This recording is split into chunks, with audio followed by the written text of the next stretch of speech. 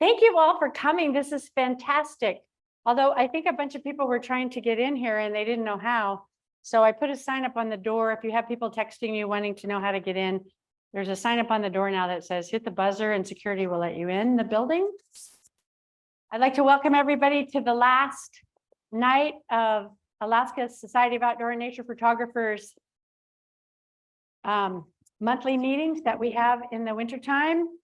We will be on break until October. Our next session will be on my summer vacation. So I'm expecting everybody to get out there and shoot lots of pictures this summer. I'd like to just take a couple of minutes before we start our show. There's a few of us here that I would like to acknowledge that have been doing a lot of work behind the scenes to make it possible to put on these shows, to put on the great workshops we've had this summer, the ones we're getting ready to have this summer, the one we had in March, Alaska Wild. So first I'd like to thank Jen Corbell, if she could stand up. Jen is our Alaska Wild extraordinaire. She goes above and beyond to make sure our Alaska Wild traveling exhibit travels, gets set up in time, take down in time. She has incredible judges, and if she would like to come up and just talk a few minutes about the new judge for next year, because I think it's pretty exciting. Yes.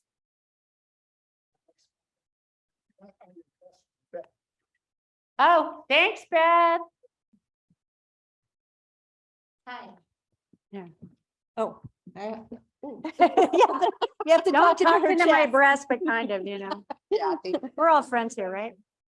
Okay, so we are very excited to remind you that the 2024 contest will begin October 1st and will run till October 22nd. We will be posting the rules here in the next couple of weeks or so, so you have plenty of time over the summer to, if you have questions, just send them to me. And our judge this year is John Cornforth, who studied under, who do we have that? Art Wolf. Mine slipped there. And he was a Seattle photographer. He now lives in Hawaii. And he loves landscapes and animals, and he has won a ton of awards. So he's a really exciting judge. Not that we don't love all of our judges, but he will be extra special, and we're hoping that we will be able to get him here in person, maybe have a workshop, all that fun stuff. So Kathy will be organizing all of that. And if anybody, I brought some little postcards with the show schedule tonight, so they're on the table out front if anybody wants one of those. And there are books for sale. If you want to get a hold of me, we can get those to you. Thanks. And also a big thank you to Kathy and all of her hard work that she does as well. Thank you. The next person I'd really like to thank is Glenn Aronwitz. Glenn Aronwitz is our treasurer, but he also makes sure that all of our Zooms are working properly. He makes sure that there's money in the bank, that we don't spend too much, that we have money to do extra things when we do workshops, like with Jessica Ricks, which was really fun. And he's just been a gift from me for a very long time, and he's been our treasurer for a very long time. So I just really want to take the time to thank Glenn. If you want to stand up for just a second. So the third person I'd like to thank is Amber Johnson. She's our secretary. She takes all the notes for our board meeting minutes and keeps us on track. And she is coming in tonight, but she's not here yet. Also Roxanne Peters, who's also not here, but she's our social media gal. Carl Johnson for finding so many great presenters for us over the last year. He will be stepping down, so we're looking for a new person to help us find the best speakers in the world. Margaret Gaines, who is our past president. Joan Nunn, new board member. Doug Hupp, Cindy Nunn. Oh, wait, I have Joan in here twice. You're not a board member anymore. Cindy Nunn, Colin Tyler, Corey Lesher, and my new sidekick, Gail Newfield, who's our new vice chair. And she will be doing the first part of our presentation tonight. In case you guys don't remember why you're here, we're doing things on Jaguars because we spent a month there in November. So I also wanted to remind everybody there is still spots for Art Wolf's workshop, which is July 30th to August 1st. We have a special rate of $850, which is cheap for Art Wolf.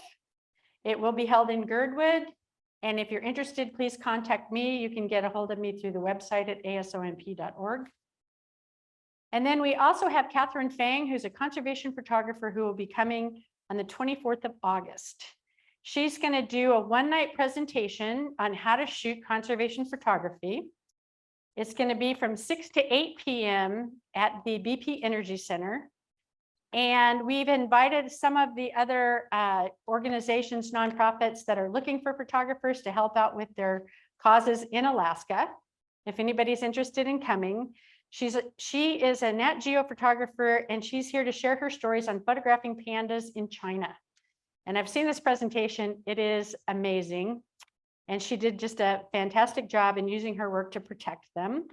She's also a veterinarian, so she took a lot of supplies with her when she went to China to help the pandas. And we're hoping that everybody will have a chance to meet. We're hoping to have appetizers there. And is there any questions before we get the show? Okay, with that, this show is on Brazil, and I'm going to turn it over to Gail. Well, and I have one announcement first. Rarefied Light the call is open. It closes on June 7th at 10 o'clock Alaskan Standard Time. So if you're thinking of entering, time's starting to get a little short. So you go to callforentry.org or cafe, or you could probably get there from akphotocenter.org. The rarefied lecture this year is going to be on photographing Cuba, and that's July 13th at 7 o'clock via Zoom. And then the rarefied light workshop is July 14th through 16th via Zoom, and it's on storytelling, editing, sequencing a photographic project into a contemporary zine. So you get to publish your own work. So I think it's a good workshop. Okay.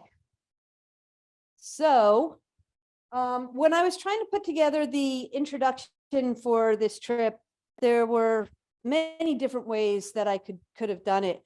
But I think the thing that really stood out for me was it was hard to get there. And so that's what I'm going to kind of go with here. So the trip was being planned in the fall of 2019 for a fall of 2021 trip. And 15 people signed up relatively quickly. We made our first payment in January of 2020, with the next scheduled payment to be in May 2020. But you all know what happened. And so the trip was postponed until November of 2022. Many of the original people dropped out, and for various reasons. We ended up with only 9 people signed up, which was kind of nice. It was a small, intimate group. And then we had other issues with making the reservations during 2022. We were navigating COVID restrictions for both Brazil and getting back into the United States. And there was also valid concerns about the numerous flights that were being canceled. So most of us were coming from Alaska, and those of us who did decided to spend an extra day in Miami just to try and make sure that we could get on the flight to Brazil. Elisa, she traveled from Colorado. Beth was, somebody say something? Okay. Beth was already in Brazil on another project, and the plan was to meet up in Cueva. And then Julie was meeting us in the Pantanal. So the Alaska contingent spent the extra day lounging at the pool, which was a really nice idea. It was very relaxing. There were some issues with how late we could check out. So we ended up going to the airport early. We had a nice dinner at the airport. We got on the flight. We taxied out to the runway But then the pilot came on and said, we're next in line for takeoff, but we have to go back to the gate because something is happening in Sao Paulo. And that something that was happening was a protest from the election that had happened the day before. It was a very close election, and I'm not going to get into the politics of it. But what happened was there were a lot of protests, and there were protests very near the airport, and they closed down the international airport. Which was probably good because I guess they just didn't know how the protests were going to go. So our flight was delayed until 10 a.m. the next morning. They said we're going to leave our check bags on the plane. So remember that when we do the lessons learned. We stood in line for 3 hours to try and change our connecting flight from Sao Paulo to Cueva. And then once we got to the desk, it took them another hour to figure out how to make that change. And that was because it was an airline partner in a different country. That was their reasoning. It was tiring. While we were standing in line, the flight to Sao Paulo was postponed 2 more times. We ended up with a very short layover. The next morning, we got on the flight, and the flight was delayed yet again because they said that they had to take on more fuel, which concerned me because we only taxied out to the runway and back. And if the flights are really that tight with fuel, I don't think I want to go on them. So it seems like only a headwind would kind of make you run out of fuel. But what was really happening was the airport was still closed. So I guess they didn't want to tell us that. I don't know why. Anyway, we got to Sao Paulo. We picked up our luggage. We went through customs and immigration and all the red paperwork and everything. We had to transfer from the international terminal to the domestic terminal. And then we missed our connecting flight because we just couldn't get it there in time. So we had to reschedule the flight once again, standing there at midnight again.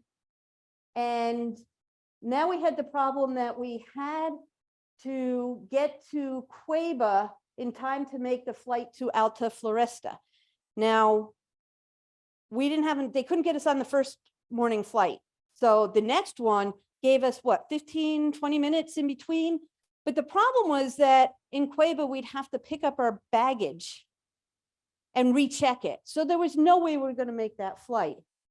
The other problem is there's only one flight each day to Alta Floresta. And if we missed that one, then we were going to start cutting into our lodge time. Up till now, we didn't have that problem. We had enough buffer time built into the trip that we could still get to the lodge on time to start our scheduled activities. Well, if you've never seen Kathy Hart do her magic, it's really something to see. Kathy worked with the people at the airlines, and what they decided to do was check our bags all the way through to Alta Floresta. This is apparently something that they are not allowed to do, but that way we could make the connection with that 15 or 20-minute layover. And the problem was we had to check our luggage right there.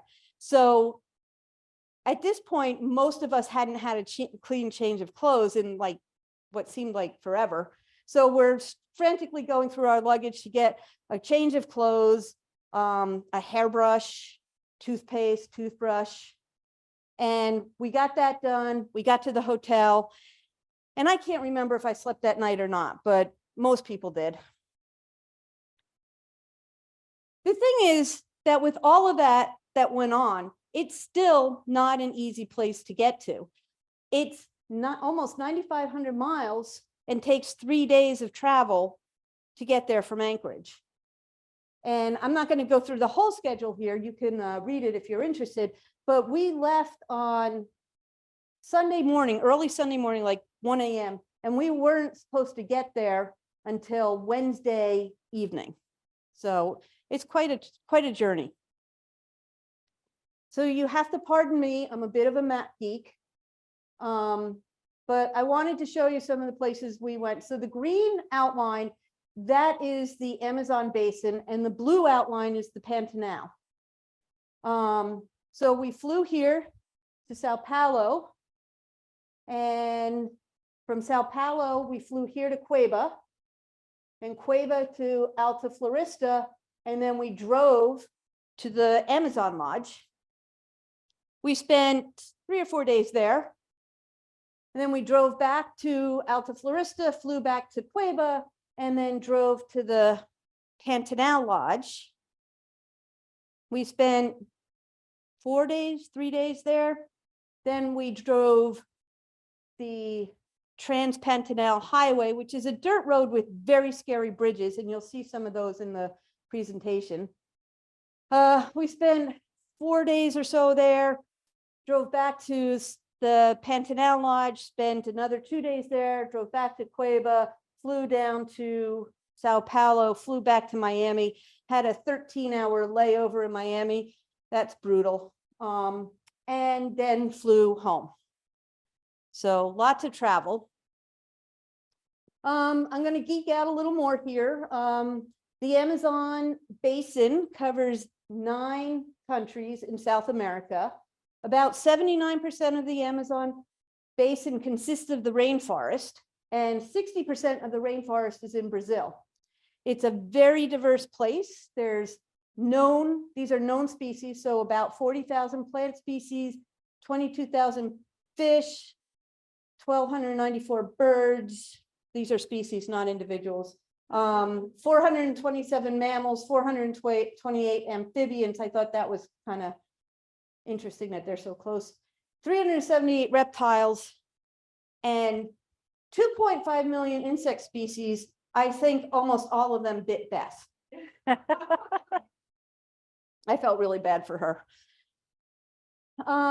The Amazon is the largest drainage basin in the world, so you can see how many rivers and tributaries there are. The main stem and its tribs drain about 2.7 million square miles. So this is about twice the size of India. And something I found interesting, I read the book about Teddy Roosevelt's expedition down there. It's called The River of Doubt. It's a good book if you're interested. Teddy Roosevelt nearly died on an expedition through the Amazon because it was so harsh and so rugged and so remote. That was 100 years ago. 100 years later, we're going there on vacation. So there's been a lot of change, and I find it fascinating and also a little sad. This is the area of the where we were in the Amazon Lodge. Oh, I should point that out here. That red dot is the Amazon Lodge. So this is the area that we're around. The black areas are where we drove. The blue area is where we were on the boat. And then the red triangles are just some of the more interesting things that we got to see. The Pantanal consists of about 3% of the world's wetlands. It's mostly in Brazil, but also in Bolivia and Paraguay. This is interesting. It has the largest concentration of crocodiles. These are the caiman in the world. It's got the highest density of jaguars in the world, and it's home to the biggest parrot in the world, which is the hyacinth macaw. And we saw a few of them. They're fun to watch. Again, it's got a lot of different species. I'm not going to read all of them. It's the world's largest tropical wetlands and the world's largest flooded grasslands. It's just over 75,000 square miles. 80% of the floodplains are submerged in the rainy season. We were there at the end of the dry season, and a lot of the ponds were drying up. And a little sad, only 5% of the Pantanal is protected. So I didn't make one of these maps for the South Wild Pantanal Lodge because we were only on one river the whole time. But this is where we were on the Jaguar flotel houseboat. So this would be the flotel. The red square down there is the town of Porto Jafre. And then the red triangles are all the locations that we saw jaguars. We had 15 sightings of jaguars. There's only 11 triangles here, but 3 of them were actually 2 Jaguars. So we're now up to 14. We're missing one and I'm gonna find it somewhere. Because I can't not. So I've got a couple of, I did this for 4 of the more desired species that we went down to see. So the harpy eagle is a huge eagle. It has a wingspan of 6.6 feet and it weighs almost 20 pounds. It ranges from southern Mexico to northern Argentina, and it inhabits tropical lowland forests. The giant river otter is the largest otter in the world. It's up to 6 feet in length. The sea otter is actually weighs more, but it's not as long as this otter. It's got the distinction of being the noisiest otter in the world, and we have some video in the presentation that you'll get to hear that. They are consist of family groups of 3 to 8 members, and it's really fun to watch them. And then they range pretty small area in North Central South America. There's only 3 river systems that they're found in. The ocelot is a medium-sized cat. It ranges between southwestern United States and northern Argentina, and it inhabits tropical forests, thorn forests, mangrove swamps, and savannas. And the jaguar is the largest cat in the Western Hemisphere. I didn't know that it was the 3rd largest cat in the world. It's only behind the tigers and lions, but when you see them, they are really big. They range between southeastern Arizona down to northern Argentina, and they inhabit deserts, jungles, pampas, and scattered woodlands. So we're into the lessons learned section, and I'm going to hand it off to Julie.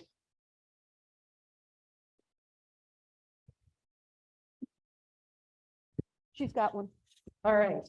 Well, I won't belabor some of these points because many of you have traveled internationally and these are probably going to be all common sense to you. But I did want to give a shout out. We didn't actually mention the 8 wonderful women and 1 man who went on this trip. It's 8, right? Do I have my numbers right? So of course, our fearless leader, our fearless feeder, Kathy Hart, and her husband, Eric Downey, who she would not be able to do so many wonderful things without. So thank you both for that. Beth Hodgkiss, who is a mentee of Kathy, part of the Girls Who Click Club or group mentee program. Liz Smith, whose images you'll see a little later, and it makes sense when I start talking about who all was participating.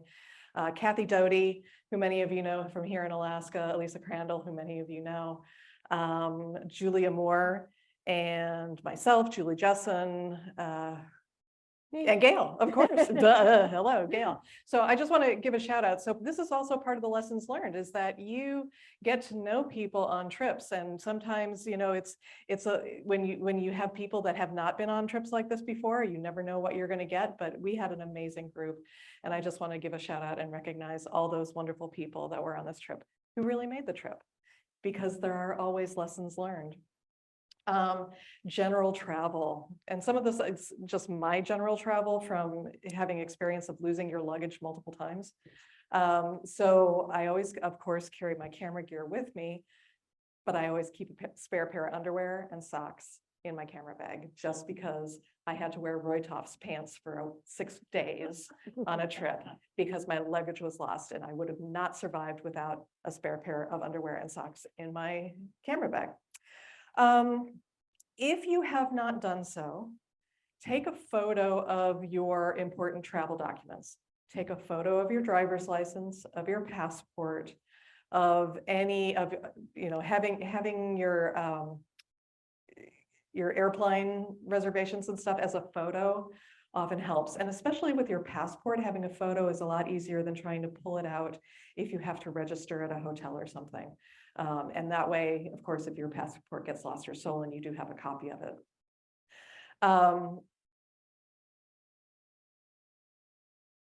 Travel insurance. Now, this was not necessarily a issue with this particular trip, but it is highly recommended. And since COVID in particular, I've been on quite a number of international trips. At a time when I went to Chile, they required you have travel insurance to cover your trip. But because a lot of these things are not the cheapest trips ever, and there's your flights and there's all this other stuff that goes along, you can buy travel insurance just to cover medical expenses, but you can also buy travel insurance to cover the cost of your trip. Should something get canceled or happens, or, you know, heaven forbid, you don't make your flights or something, that you are able to at least have some kind of recompense for that.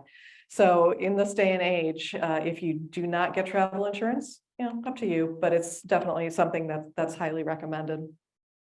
And then cash in countries and tips. Some places it's okay to leave US dollars. It's fairly easy for folks to exchange in larger cities, but if you go to other smaller places, it's not always easy to exchange US dollars. So figure out in advance, if you can, ways of converting currency. Legal ways of converting currency are always a good idea. But as it's noted, ATMs are not always there. Sometimes if you go to the airport, especially if you have time and you're not caught in crazy transfers, you can go to the airport and go to a cash exchange, but it's always advisable to at least have some local currency.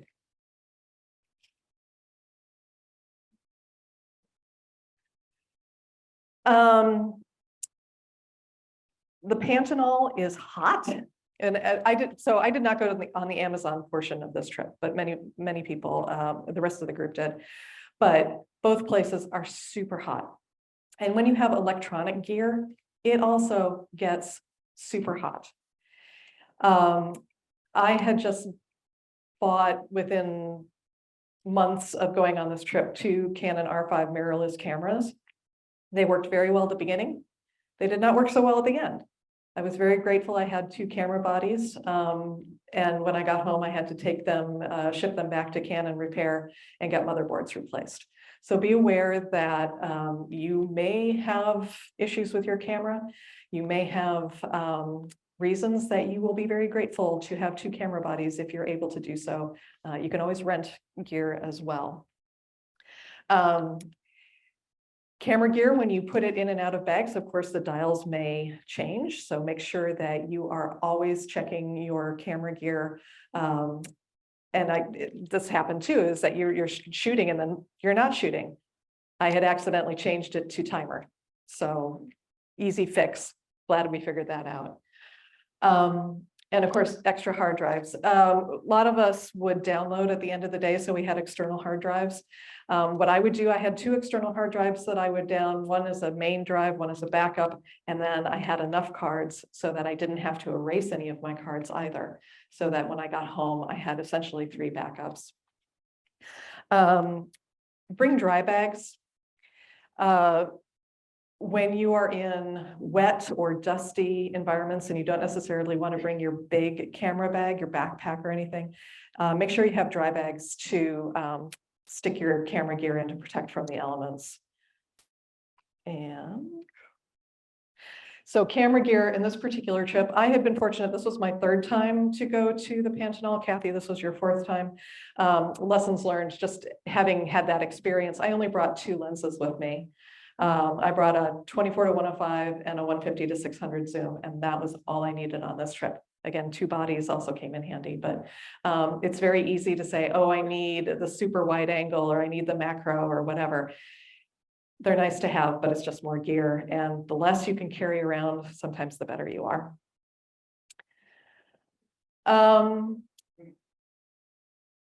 High ISO is your friend. I mean, obviously zoom in, zoom out. I can't tell you how many shots that I know Gail got, some amazing heron shots that I totally missed because I was zoomed too far in. You can always crop, especially with the high sensors and high megapixel images that you can get these days. Same with auto ISO. There's so much good noise reduction software out there right now. The main thing is, especially with wildlife, you're worried about speed. So up your ISO, don't worry about it. We were shooting some at 10,000 ISO that really, once you start looking at it in noise processing software, you would never know it was that high in ISO. Play, and I don't know if Ray Bolson is here, but I always think of his practice and play. There's a lot of downtime when you're on these trips. You're waiting for something to happen. You're waiting to see an amazing jaguar or some birds or something, but play with it. And you never know what kind of creative images you might come up with. And I think Kathy might be able to show some of those playful images as well in her presentation. Photo management, if you can, if you're not exhausted or having a caparina in the bar at the end of the day, try to color your images, because I probably had, and I just did the Pantanal portion of it, I probably had 10,000 images for seven days. You had about 30,000 images? 50,000 images. So sold 50,000 images for Gail Neufeld. Because her gear, the high shutter speed was really high shutter speed, and it was silent. So she didn't know she was taking all those photos. But if you have a chance to go through, try to color your images at the end of the day, or at least start to find some of those best ones so you can and flag them so you can go back and look at them a little later in the trip. It makes it a lot easier when you get home to start trying to go through all your images. Traveling in a group.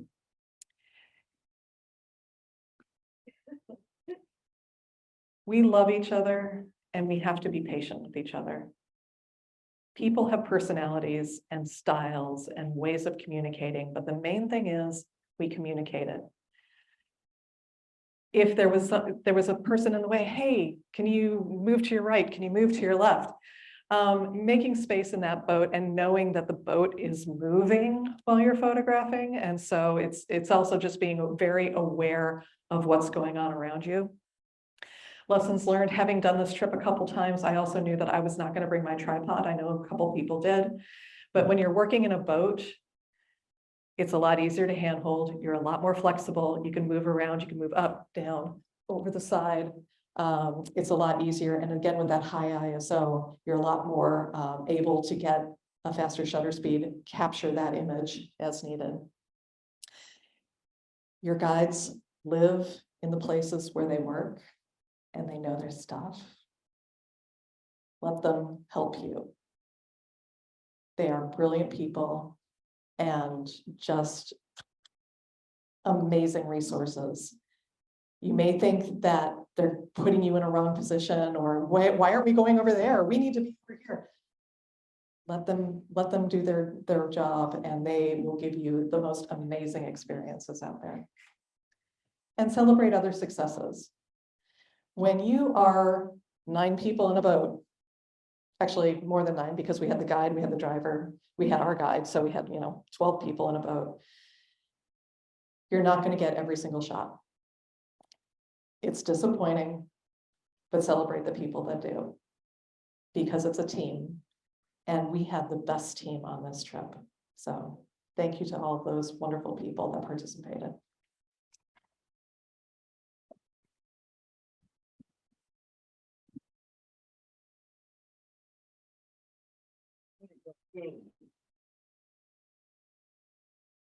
Julie couldn't have said it better if she tried. So the next part of our trip, I just wanted to let you know, it's all done to music. And many of you have seen my slideshows in the past. It's all done to music, and it's all dissolves. This was done entirely on Lightroom. And I have to get out of this program. Thank you. And I have a lot of respect for, this will take a few minutes to load. So I'll just talk while it's loading. Everybody gave me their images, and I put this together. And I didn't realize how difficult it was going to be, and trying to make sure that everybody's pictures got into the show. So what I basically did was I just threw everybody's pictures in to the Amazon, and everybody's pictures into St. Teresa's, and everybody's pictures into Jaguar Land. So it doesn't say whose pictures are whose. It's just a collaboration of everybody's photos. And like Julie said, some people got the shot and some didn't. And I was amazed at how many incredible photographs that people got that I didn't even see. And I'm sure that Gail still has some to edit, and she's going to find, I find jewels like 5 years after I do a show. So It was a great group of people. I want to give a big shout out to my husband, Eric Downey, and I'd like him to come up here for just a second. He's not a photographer. He was our video guy, and so was Julia Moore. But what he does is he makes these hats, and he paints on these hats wherever he goes. And so they have all the pictures and stuff of everything that we see on the trip. And that's what he does. And I told everybody from the beginning, yes, he's a man, but he's not allowed to carry everybody's camera gear everywhere they go. He's mine. And although he did help everybody a lot, and a big shout out to him. Do you want to say anything? BYOM, bring your own man. Bring your own man. Yeah. So this will just start when it starts. I have no control over the sound, so I tried to get it at a decent level. I hope you enjoy the show. It's about 30 minutes long. You're here just in time, Karen Kroon. Good to see you. She used to be our gal who helped us at the museum, so it's really good to see her. And hopefully this will load, because I've always worried about this part of it. But I do like working in Lightroom with their slideshow program, because you can take pictures in and out really easy. You can edit pictures if you need to lighten them or darken them. You know, it's just a lot of different things that you can do in Lightroom, where sometimes, you know, when you're working with another program, and it's going to start right now.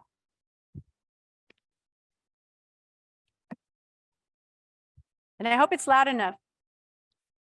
Actually, I'll stand up here. These are composites that were done by Liz. She did one for each of the people here. That's Kathy Doty, Gail.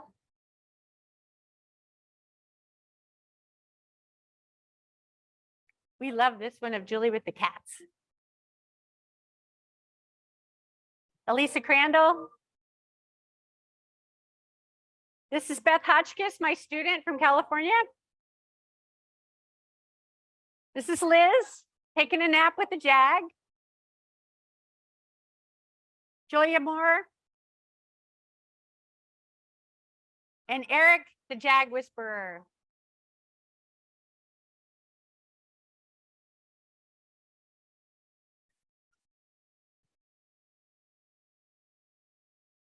So we had to take a ferry to get across to our first destination. Okay, can you hear me now? This is all waiting for the ferry the first morning that we arrived in Alta Floresta. In the bathroom, you always have to be aware of this.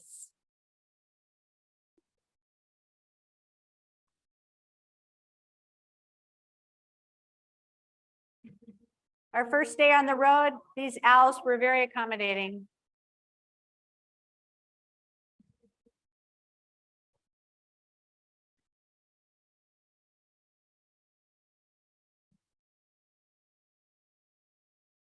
This was the tower we climbed for the Harpy Eagles.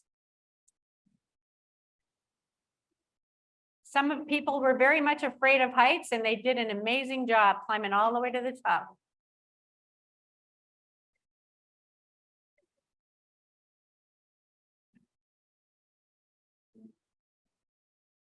So this is the nest in the top of the tree.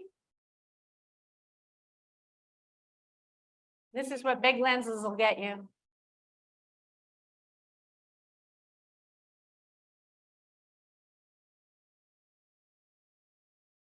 There was one chick, and the adults only came in once, and only 2 people saw the adult come in and feed the chick.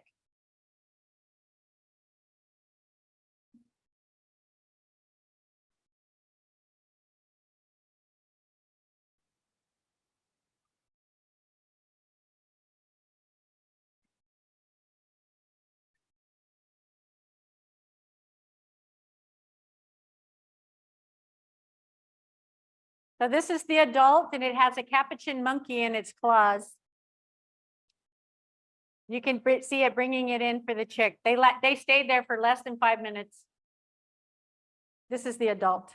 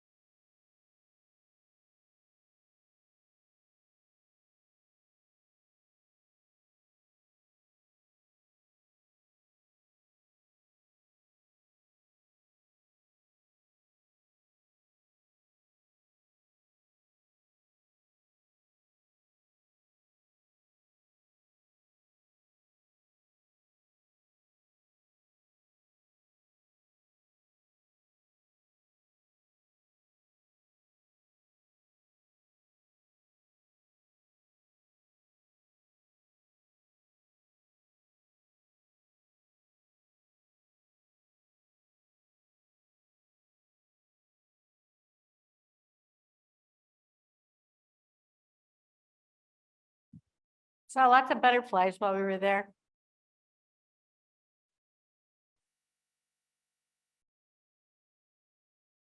This is a taper.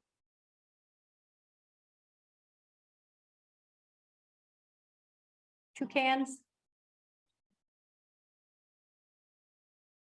Muscovy duck.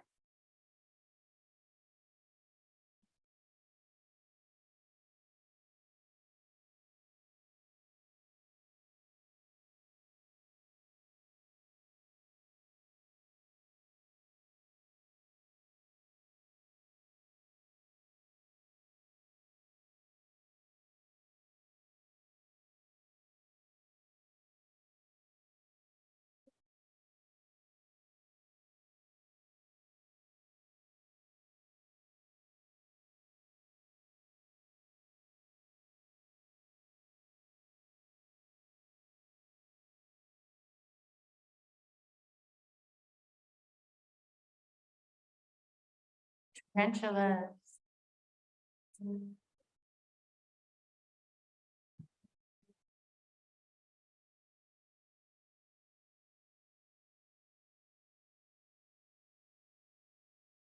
We saw quite a few of them.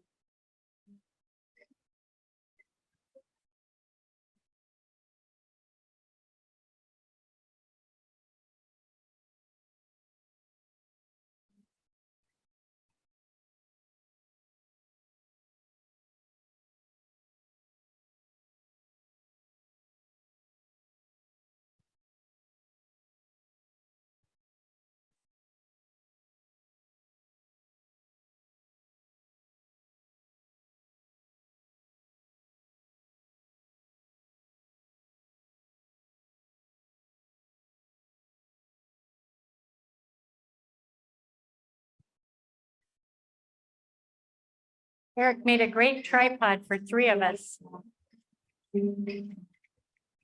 These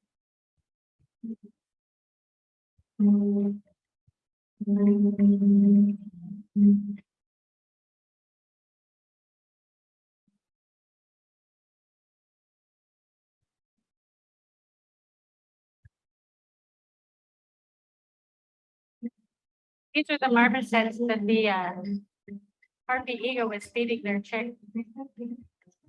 This is what we did when we got a flat tire. We played pool and drank beer.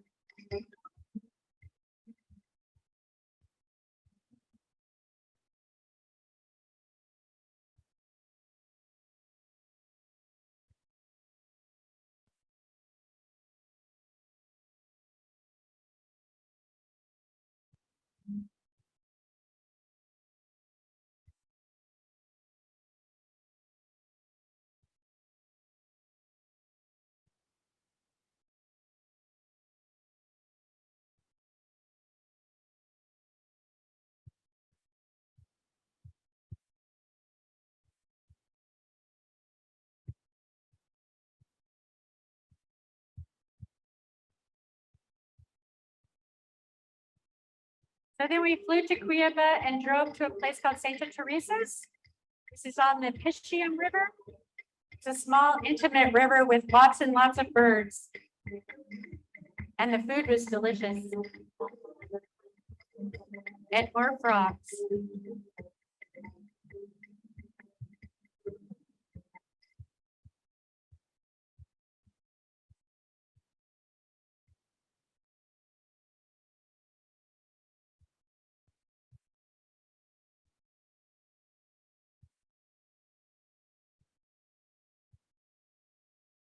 They have 3 different kinds of kingfishers.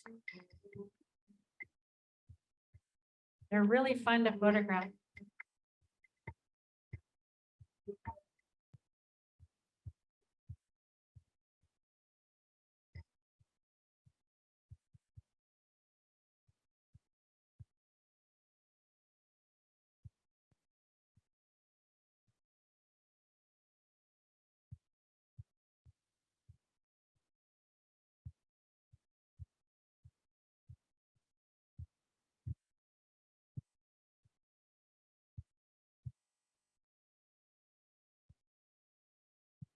It's a black collared fox.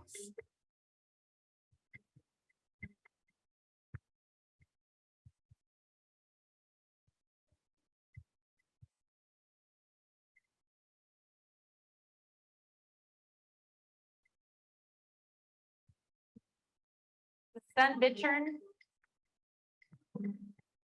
Took me 4 times to go into Brazil to get that shot of that bird.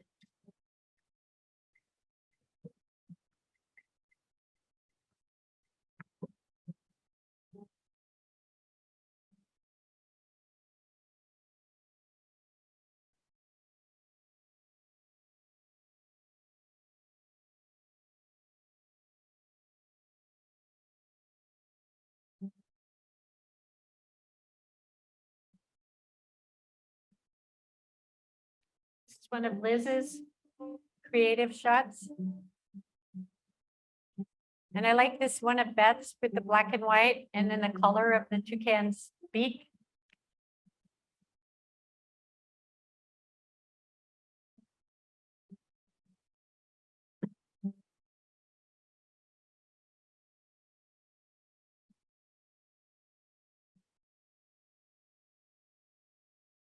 Roseate spoonbill.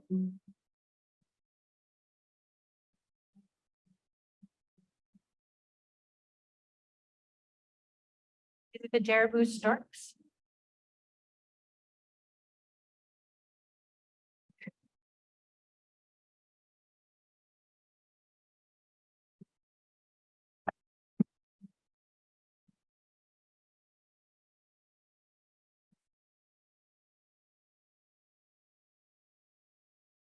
They're capybaras.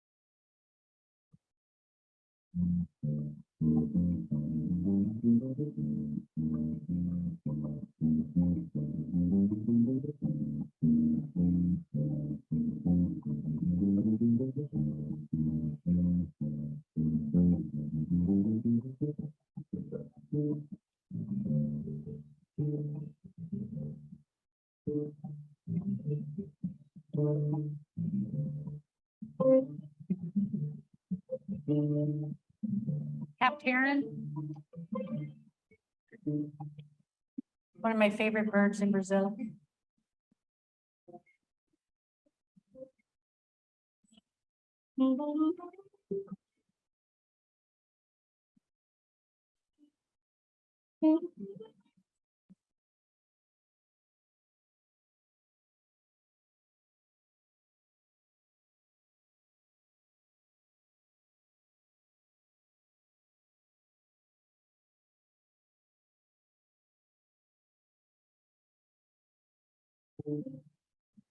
This is one of the largest of the herons.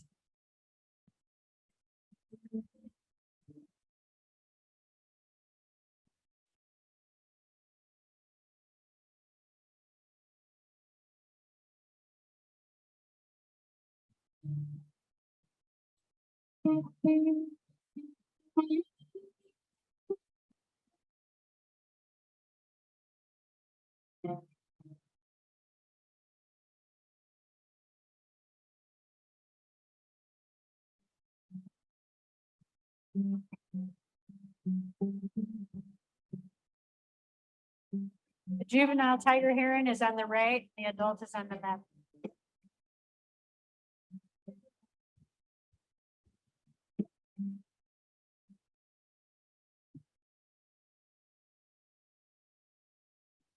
It's a green ibis.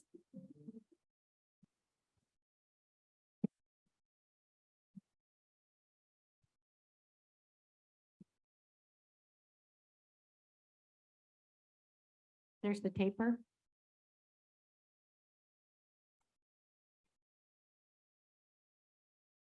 They're really odd looking animals.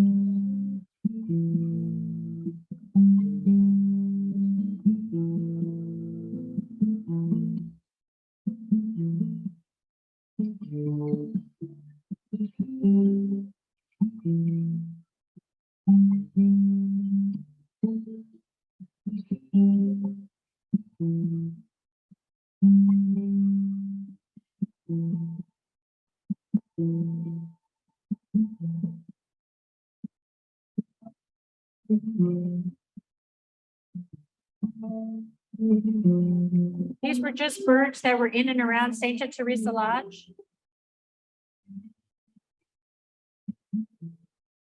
Check them out.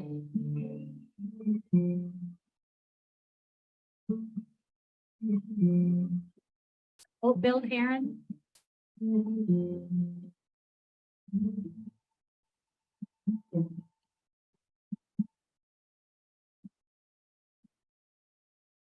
Now we're on our way to find ocelots. So they have a station there where they actually feed the ocelots at Santa Teresa's. You can see him down there on the right, hiding behind the trees.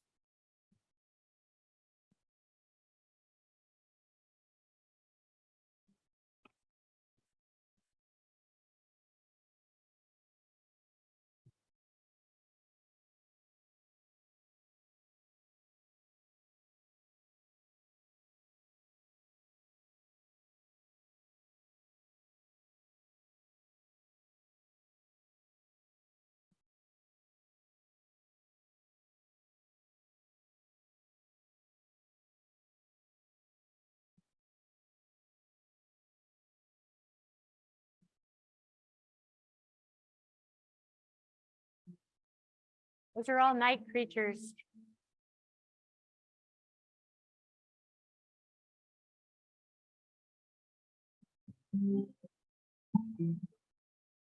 These were shot at 30,000 ISO.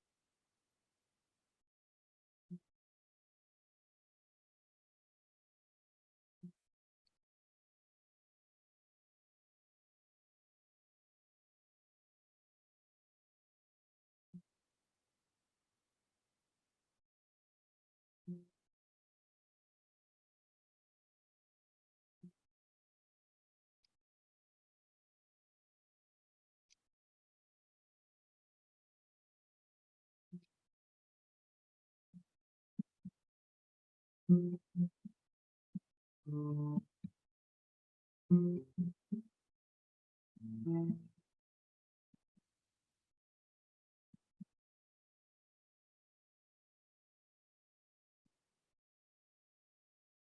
a Jerbu stork nest that they have that's right beside the lodge. Certain times of year, you can climb up there and see the chicks really small. So now we're loading into this truck to ride in the back down the Transcantinero Highway, which is quite an interesting journey, but lots of wildlife.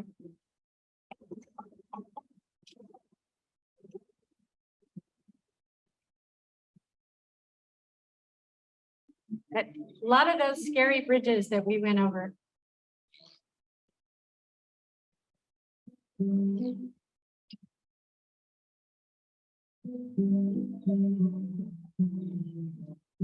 Savannah hawk.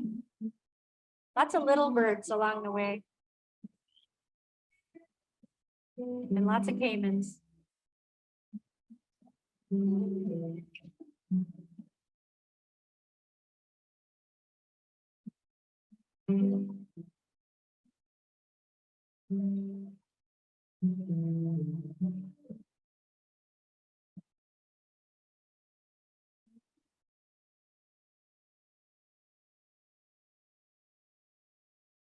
We're now at Porta Joffrey, getting ready to board our boat to go out to Jaguar Land. We spent 5 days in Jaguar Land, going up Blackwater Sloughs looking for jags. This is the boat that we lived on.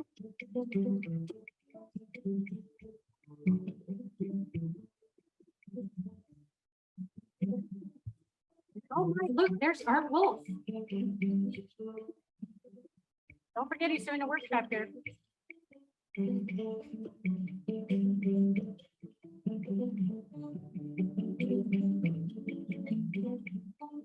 We had lectures every night on different types of wildlife that we were going to see while we were there.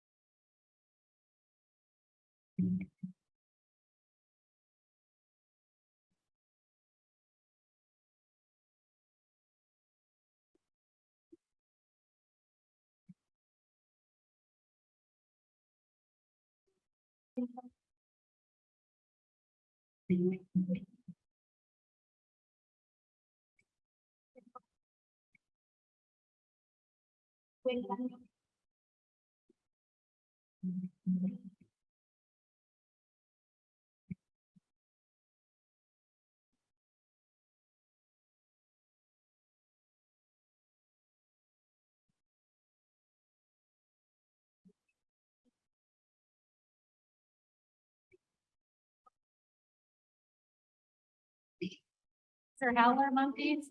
Is the female?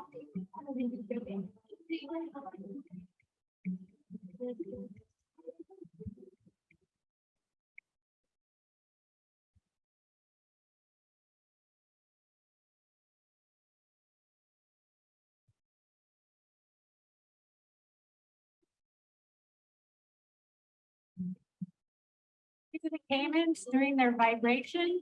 We think it's a mating call.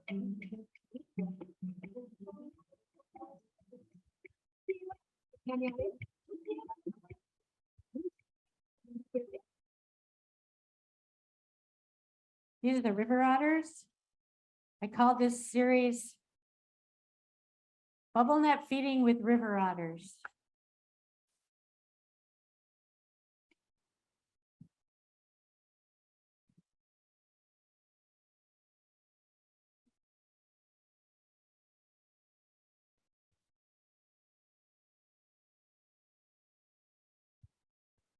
We had a lot of them land in our boat.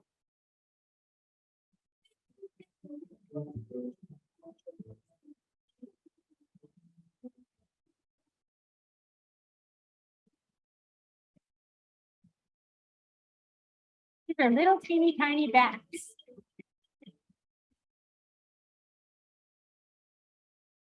Our first jaguar sighting.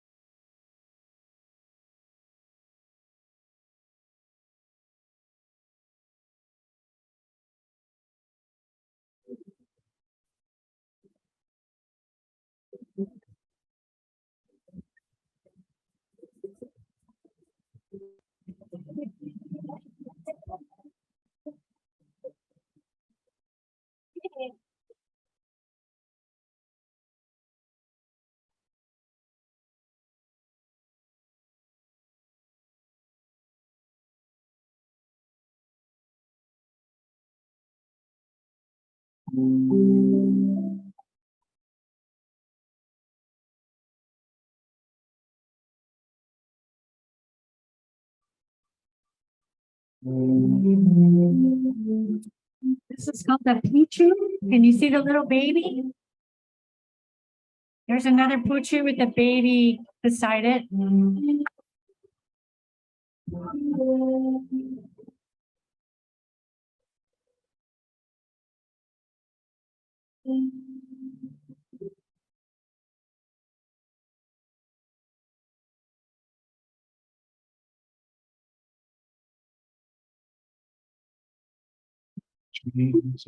Eric and his hats. I watched him move for me and you and I think to myself.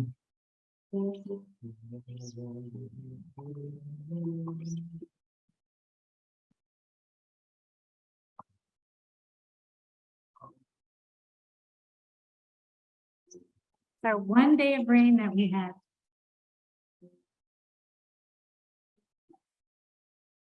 And think to myself. What a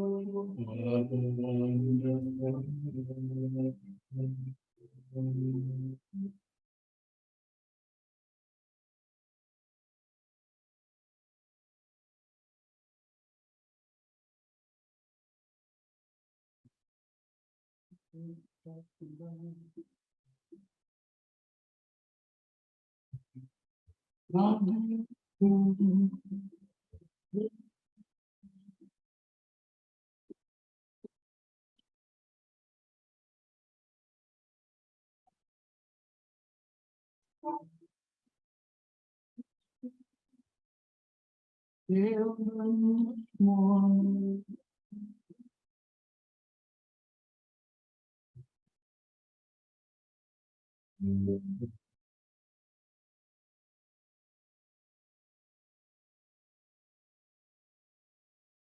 We spent all afternoon and evening with this jaguar.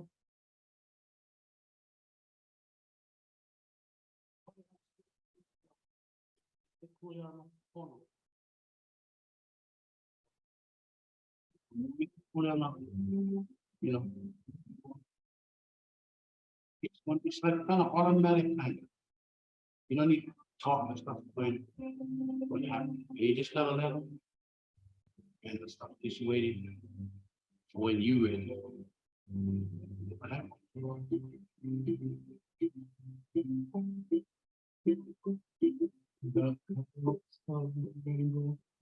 So pretty in the sky.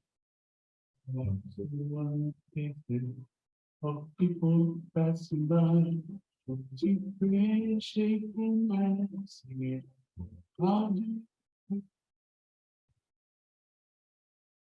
This jaguar was hunting.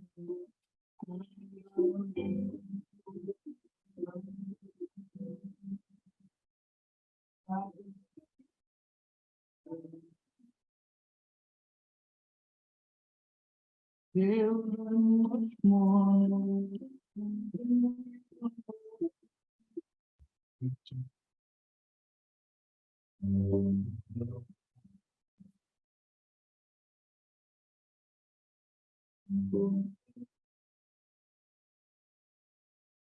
List of all the birds that we saw on the trip.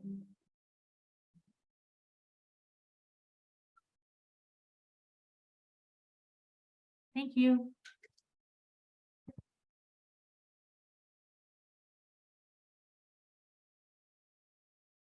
Does anybody have any questions? Okay, well, I'm probably gonna do another trip in 2025, maybe. We'll do things a little bit different, but we always do the JAGs. So if anybody's interested, let me know. I'll try to put something together. Anything else? Yes.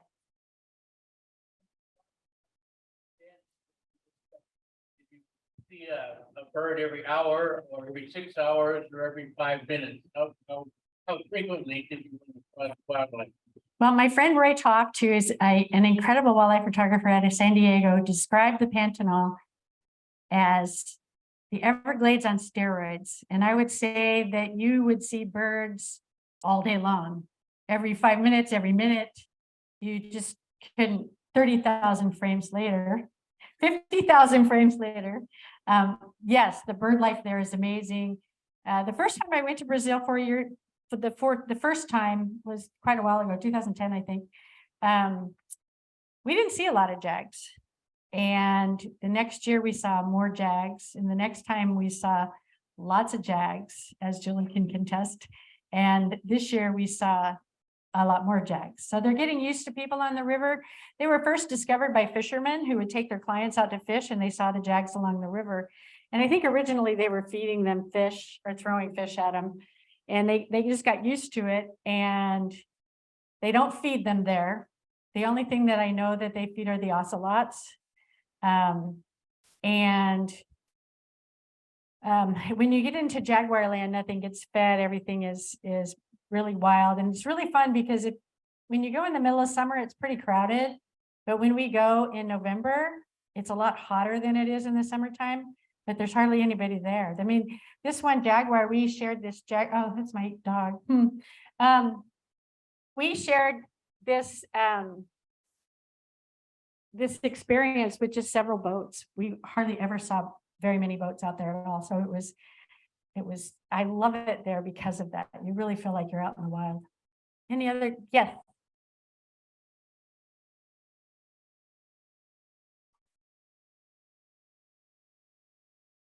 They have spotlights, and what they've done, you have to walk down this trail, which is why they have the sign there, don't walk alone, because jaguars also use these trails.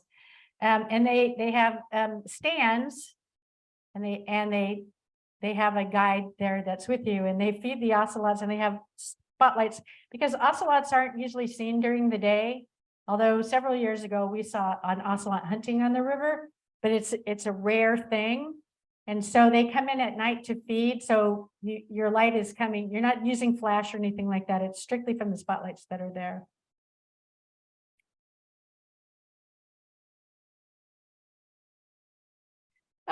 I don't know, what'd you say, like 100 degrees? 90 to 100 with a lot of humidity.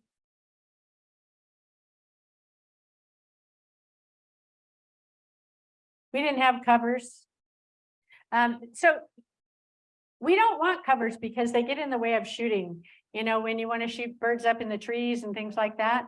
So you wear a lot of hats and well, some people wear long sleeve shirts, and there's a drink they have there that I really like that is great for managing heat, and also things like shot blocks and, you know, these things that you can get at RAI for rehydration, because it's not just water. You really want to rehydrate with electrolytes. That makes all the difference in the world. And we go out super early in the morning. We come back, we have siestas, we download cards, we have lunch. Then we go back out late in the afternoon until it gets dark. And then we have lectures at night. So you're not there in the middle of the day. I've done that before, and it's pretty miserable, and there's not much out because it's just too hot. Everybody's hunkered down in the shade. And the ocelots are eating chicken. And the guy that was feeding them loves it. Yes.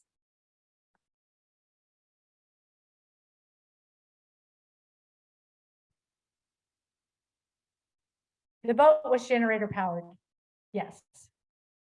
Yes.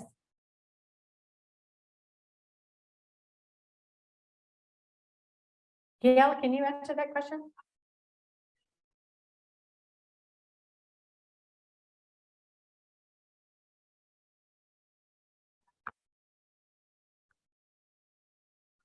The area that we went to after November, you can't even get there because of the floods. They get heavy rains there, and it floods out the roads, and it floods everything out. So it becomes a huge wetland after that. So I can't really answer that question, but that's a good question. Yes. My favorite thing I ate in Brazil? Oh my.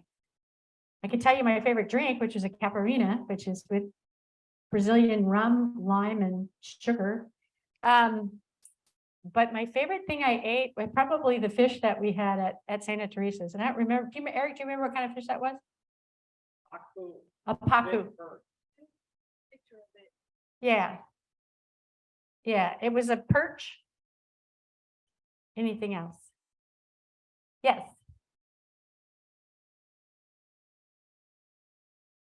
Well, we were there for 5 days. The first day we saw no jags and I was getting kind of nervous because I'd been promising people all this good stuff. And then we saw them every day after that. And so, you know, and you drive around for a while looking for them and you didn't see them every drive that you saw, but we did see 14, we had 14 sightings. 15 sightings of jags. Yeah, Liz was our spotter. She was good. I think it's because she has wild hair. Any other question? Yeah. The bugs weren't as bad as you might think. I never even noticed the bugs at all. Did anybody else? Oh yeah, Beth did. That's because she wore, you know, like halter tops all the time. Beth, if you're still online, she she got bit to death. But we had long sleeve shirts on, and we had bug spray with us. Permethrin. That's right. We permethrin to all of our clothes, which if you're not familiar with that, you can buy it at REI. You spray your clothes and it keeps the bugs away, and that stuff works great. Chigger, and we had to be careful of chiggers. Oh, my dog here. Let me fix that. Okay. Yeah. And so when we were walking in the woods and stuff, we didn't wear sandals. We wore socks and had them pulled up over our pant legs to keep the chiggers from getting in.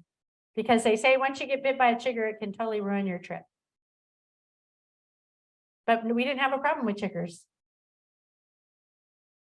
The biggest problem we had was making sure that everybody got shots. It was challenging in the boat. Originally, I started this trip with 12 to 14 people and we had 2 boats. But because we had to take it down a notch, so we only had 9 of us, they only gave us 1 boat unless we wanted to pay a lot more money. And so we just had to make it work. And we did. A little challenging the first couple of days. Karen Kroon, you would have just gone nuts. You would have been telling everybody to shut up because everybody's like, you're in my way, you're in my way. But then, you know, that worked itself out pretty fast. Very politely. So, any other questions? Well, I thank you guys for coming out. We still have a drawing to do. So does anybody want to come up and pull tickets? Because I can't read without my glasses on. And I thank you guys for coming. And I hope you enjoyed the show. Thank you. Don't forget, it's summertime. It's time to get those cameras out and start playing. Don't forget, we have an art wolf workshop coming up in July. You can get a hold of me if you want to, or if you're interested. And Karen is here tonight if you want to talk to her about her condo. And what? Oh, thank you. I got this in Brazil. I never wear it, so I thought tonight would be a perfect time to wear it. Does anybody have any announcements they want to make?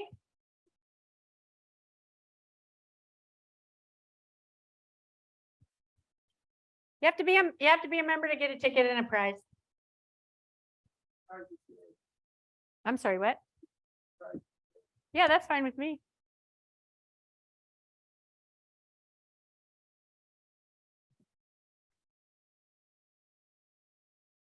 Oh, we have member slides too, so stick around for member slides.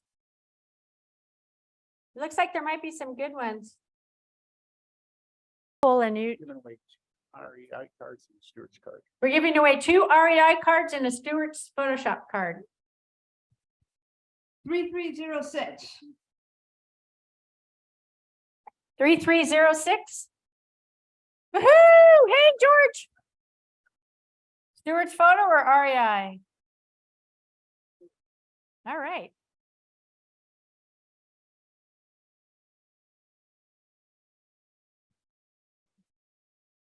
Drum roll, please. 3298. Yay, Jen!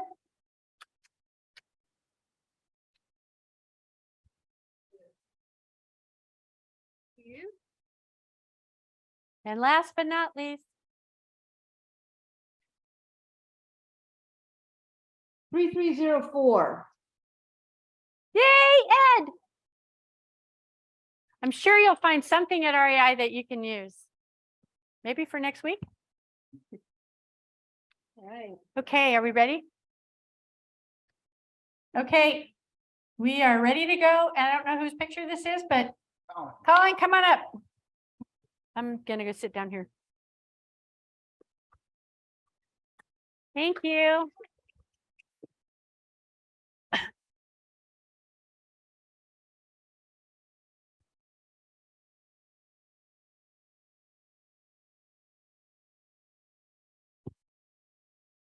Check, check. That's fabulous. Beautiful, amazing. Check, check. There we go. Okay. So Aurora season's pretty much over with, I believe, at this point, but we had some wonderful displays towards the end of the season. You're probably aware this was February 26th on a Sunday evening at the Eagle River Nature Center, which never used to get busy for auroras. Now it's kind of been discovered. I almost used to never see anybody out there, and now it's getting quite busy when the lights are good. So I could hear the people at the viewing decks. I've got some spots that are a little more secluded. But this was Sunday, February 26th, as was this one, selfie. I slightly illuminated myself with a lume cube there in the back. And this was a few weeks ago, April 23rd, another Sunday evening, a little further back in Eagle River Valley. One of the most intense displays I've seen in this part of the state. Selfie I took. There's a memorial bench out near Rapids Camp. It's almost 2 miles out from the center. And it's to honor a member and a friend of the Nature Center who we lost tragically a few years ago, Ben Schneider. And I've been wanting to shoot from this location for a while and include the bench and a person. So I set up a selfie with my lume cube on top of the camera on the hot shoe, and that worked out well. And finally, this is an image I'd been after for a while, taken on the river near Rapids Camp, which I needed all the factors to come together late in the season so that the river was opening up, and then aurora strong enough and far enough to the south so they would line up. I'm looking basically eastward here, and I used lume cube to illuminate the ice shelf a little bit as well. And in March, I made my first trip to Arctic Norway, my third trip to Norway, my first time to Tromsø and the Lofoten Islands. And this is the town of Reina. Lovely, lovely area. Just Alaska's beautiful. I don't know, the Lofoten Islands, there's something very special about it. Just not just the landscape, the architecture, the culture, everything about it. It's my heritage. I'm Norwegian. I love going to Norway, and this was a new destination for me. We led a tour over there, and we'll be going back next March. It was wonderful. And visited a Sami reindeer farm and took a short sled ride with the reindeer. Again, illuminated with a lume cube. And this, I had to share because this has been my winter project. It's actually many years in the making.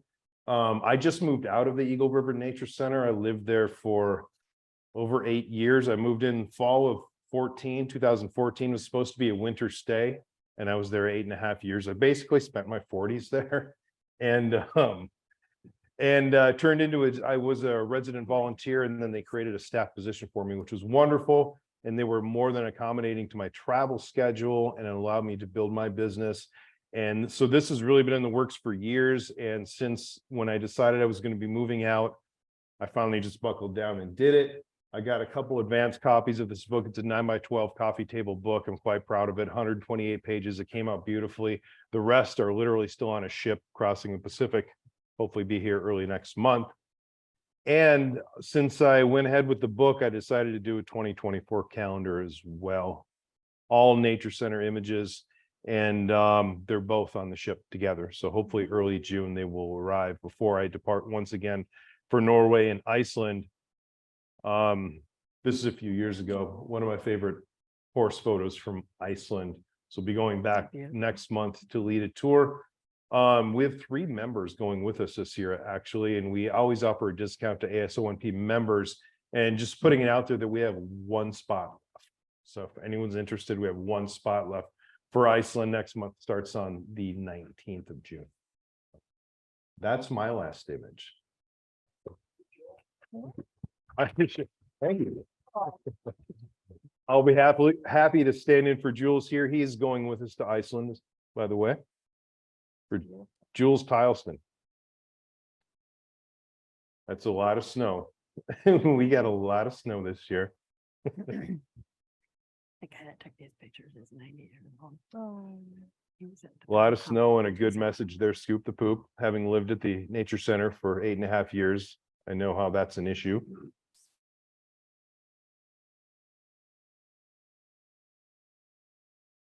Campfire. That's it. That's neat. That's interesting.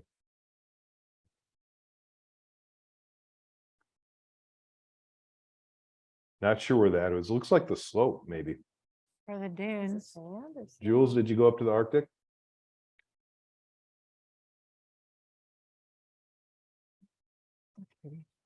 That's cool. I like that composition.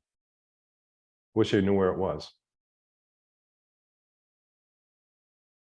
Oh, that's cute.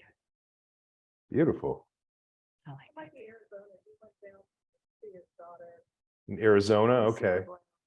Yeah, well, I imagine they had a huge flower bloom like California did as well. That's awesome. Really nice image there, Jules. It must be online.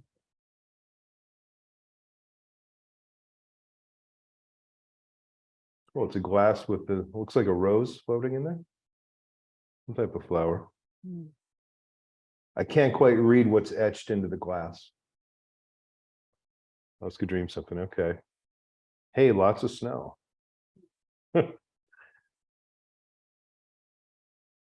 More and more snow. That looks like Lake Hood. Perhaps. Yeah. Yes.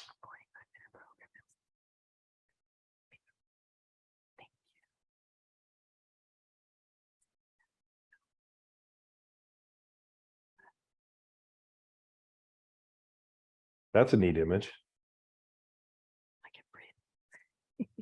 Hoarfrost.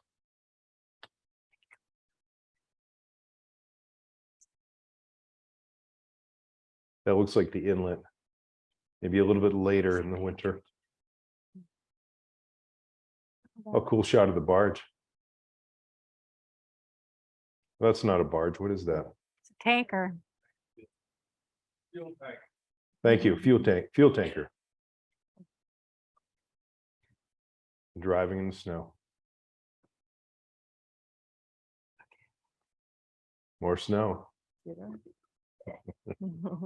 There's a theme here. It's really nice. Starting to melt. Their eye, they see.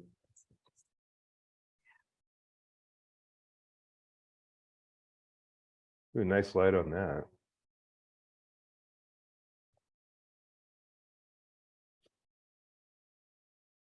And we're back to Aurora's. Very nice. Thank you, Jules. Is that it, Glenn? Well, thank you guys for coming out tonight, especially on a sunny, beautiful night. I hope you all have a fantastic summer. If you need anything, just get a hold of me, asonp.org, or most of you know my phone number or email address. So hope you enjoyed the show and have a safe drive home.